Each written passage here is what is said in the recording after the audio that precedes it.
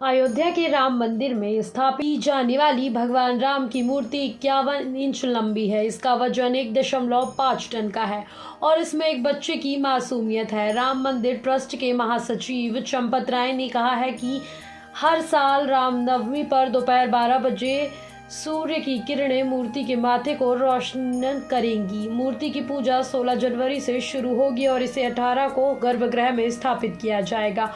उन्होंने कहा कि पानी, दूध और आचमन का मूर्ति पर कोई प्रतिकूल असर नहीं पड़ेगा। चंपत राय ने कहा कि 3 मूर्तिकारों ने अलग अलग भगवान श्री राम की मूर्ति बनाई है, जिसमें से एक मूर्ति को चुना गया जिसका वजन 1.5 टन के साथ साथ पैर से माथे तक की लंबाई 51 इंच है। चंपत राय ने आगे कहा कि भगवान श्री राम की मूर्ति की लंबाई और इसकी स्थापना की ऊंचाई भारत के प्रतिष्ठित अंतरिक्ष वैज्ञानिकों की सलाह पर इस तरह से डिजाइन की गई है कि हर साल चैत्र मास के शुक्ल पक्ष की नवमी तिथि राम नवमी को स्वयं भगवान सूर्य श्री राम का अभिषेक करेंगे, क्योंकि दोपहर 12 बजे सूर्य की किरणें सीधे उनके माथे पर पड़ेंगी, जिससे कि चमक उठेगा मूर्ति का स्वरूप।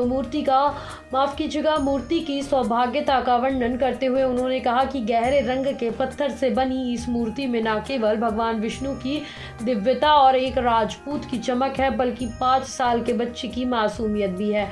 उन्होंने कहा कि इस मूर्ति का चयन चेहरे की कोमलता, आंखों की झलक, मुस्कुराहट, शरीर आदि को ध्यान में रखते हुए की गई है। 51 इंच की मूर्ति का सिर, मुकुट और आभा भी बारीक तरीके से तैयार किया गया है। चंपत राय के मुताबिक मूर्ति की प्राण प्रतिष्ठा का अनुष्ठान 16 जनवरी से शुरू होगा। इसके अलावा 18 जनवरी को भगवान राम को गर्भगृह में सिंहासन पर स्थापित किया जाएगा। भगवान राम की केवल 5 वर्ष की आयु की यह मूर्ति मंदिर के भूतल पर रखी जाएगी और 22 जनवरी को इसका अनावरण किया जाएगा। भगवान राम के भाइयों सीता और हनुमान की मूर्ति पहली मंजिल पर रखी जाएगी। यहाँ मंदिर 8 महीने के बाद बनकर तैयार हो जाएगा। चंपत राय ने कहा कि राम मंदिर परिसर में महर्षि वाल्मीकि, महर्षि वशिष्ठ, महर्षि विश्वामित्र, महर्षि अगस्त्य, महर्षि निषाद राज, माता शबरी और देवी अहिल्या के मंदिर भी बनवाए जाएंगे। इसके अलावा यहाँ जटायु की मूर्ति पहले ही स्थापित की जा चुकी है। चंपत राय ने कहा कि मंदिर की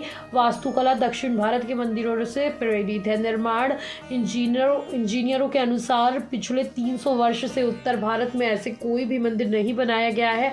उन्होंने आगे कहा कि यद्यपि पत्थर की आयु 1000 साल है, लेकिन सूरज की किरण, हवा और पानी इस पर प्रभाव नहीं डाल पाएंगी, क्योंकि नमी के अवशोषण को रोकने के लिए नीचे ग्रेनाइट स्थापित किया जाएगा।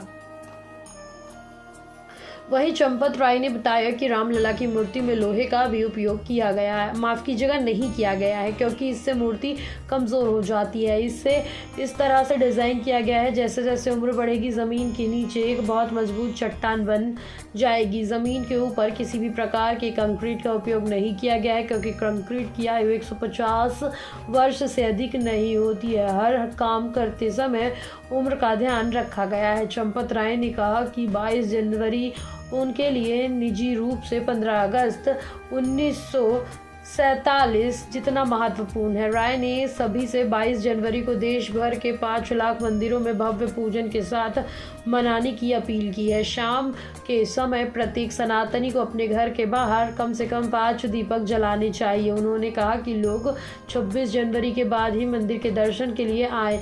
उन्होंने भरोसा दिया है कि मंदिर के दरवाजे तब तक खुले रहेंगे जब तक सभी लोग दर्शन नहीं कर लेते, यहाँ तक कि आधी रात को भी। जी हाँ, आप भी ज़रूर जाइए अयोध्या के राम मंदिर और राम जी का आशीर्वाद ज़रूर पाइए।